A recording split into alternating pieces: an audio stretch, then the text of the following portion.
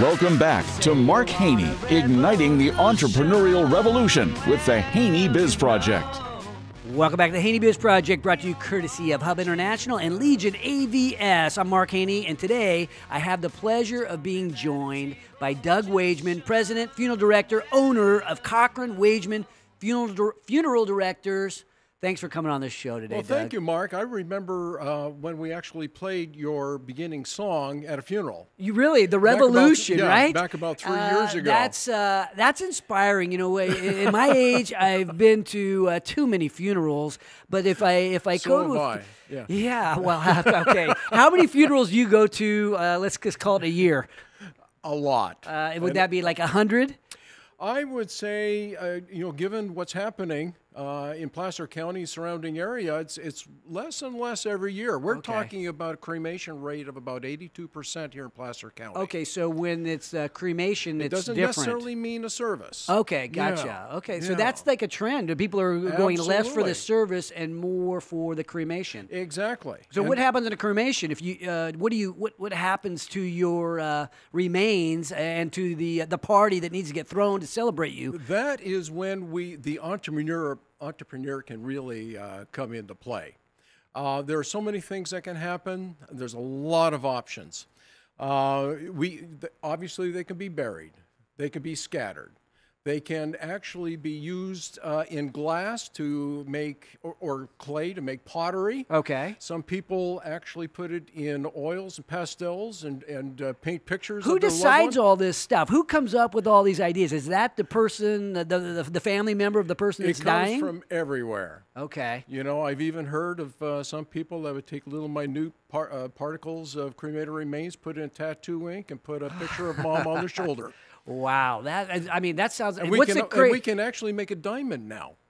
There's 5 companies in the world that if I send cremated remains, we can make an actual diamond. Wow. Yeah. Okay, so what is there one that stands out that's the craziest one you've ever heard of? I mean, those sound pretty, but I've never heard of those before. You know, I can't think of I'm anything challenging that's, you there a little bit. You've come up with 2 awesome ones. I asked my wife, what should I ask Doug when he comes on the show? And see, for my audience here, my wife, some of you know that when my wife turned 50, she decided to do 50 things that she had never done before. And so, they need to be meaningful. And so we did stuff like we went to New York when at Times Square when the ball dropped. That was a big one. We did all kinds of things. But the one thing that we did as relates to you is we planned our funerals all the way down to deciding where we're going to live out our remaining years. Right. And we went. And we went to Doug, and we got taken care of. So I really wish more families would do that.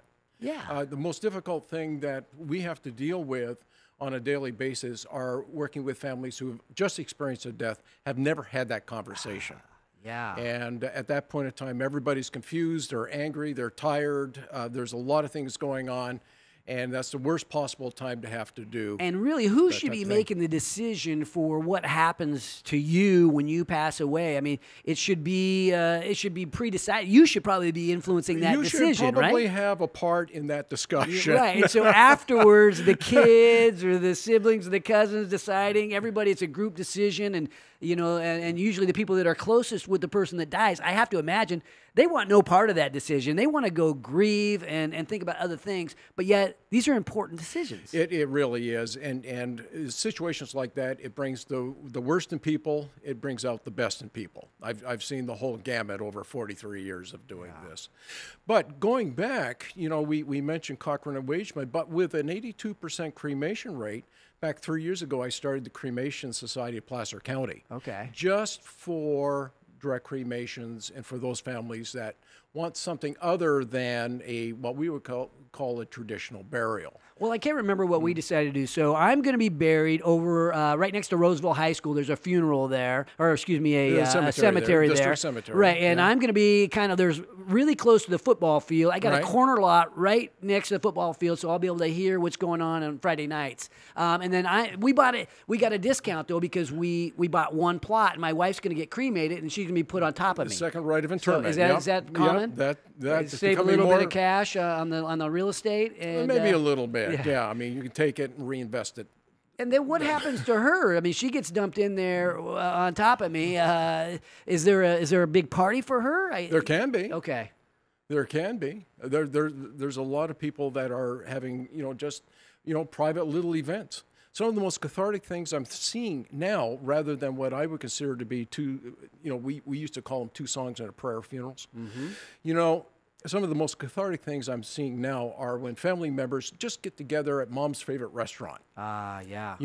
And just sit around and talk about mom, the good times, the bad times, laugh, cry, and you just be.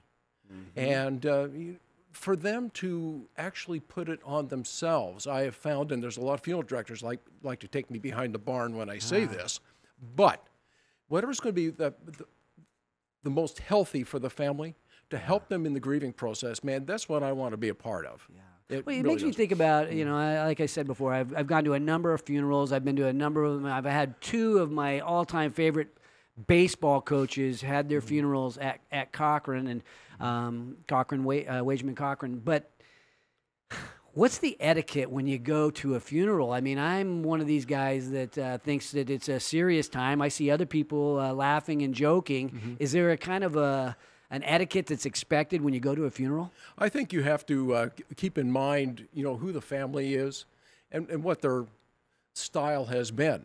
I remember a funeral where they insisted that everybody, including the funeral directors, come in shorts and Hawaiian shirt and flip-flops. Wow. And so there we are. Yeah.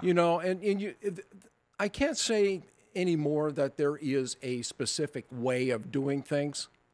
I think the key to anything in any business is meet the customer where they're at, meet the family where they're at, talk with them, and then adapt. Yeah. Be the resource, provide the options, and then, give the love to the family or to the customer. Yeah, to the customer. We could all learn that no matter what business you're in. Well, you think about that. The funeral business is a business, and you bought into the business, right? You were in the corporate land, and then you decided to go entrepreneurial. What happened? Well, that's an interesting story. I was with a corporation for 10 years that had hundreds of funeral homes, and I was responsible for 43 of them in 5 states.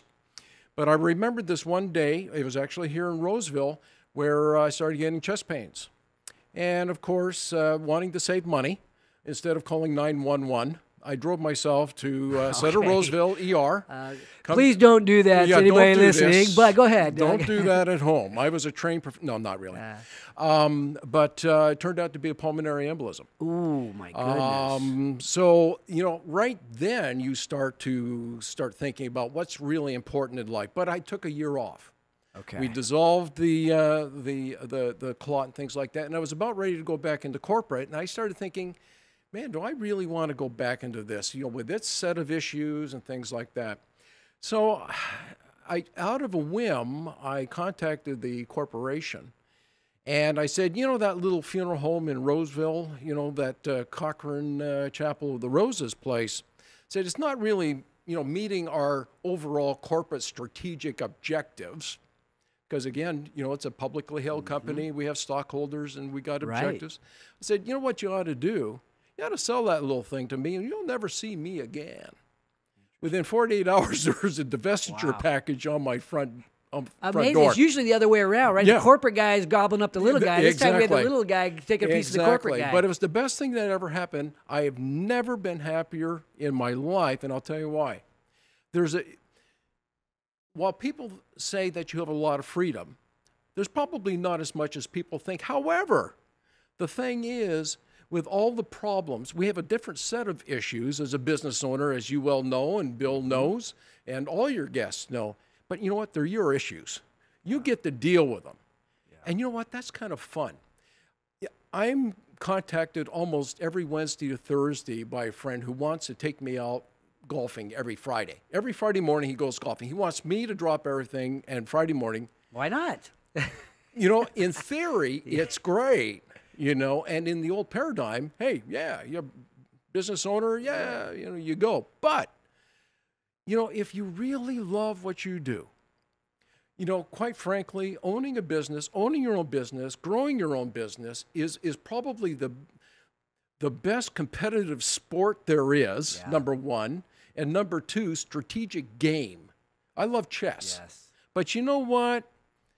Owning your own business, doing your own thing, making things grow, that's the best multi-dimensional chess game I think there is. Well, you know, What's I not think to like about about that is a tremendous commercial for entrepreneurship, which is what we're trying to promote on this show. Where, you know, entrepreneurship is not for everybody. We all know that it's a full contact sport. There's failure that happens. There's risk associated. It's not for everybody. But when we come back from the break, we're going to hear more about your story. We're going to bring Bill back in and talk about what it's like to be an entrepreneur, the good, the bad, the ugly, and what you love so much about it. In the way I know it's chess, but I know it's about winning in chess. I have a feeling. When we return, I'm going to bring back Doug and Bill McAnally. Join the revolution at HaneyBiz.com, courtesy of the Entrepreneurs Organization of Sacramento and law firm Greenberg Trorg. This is the HaneyBiz Project.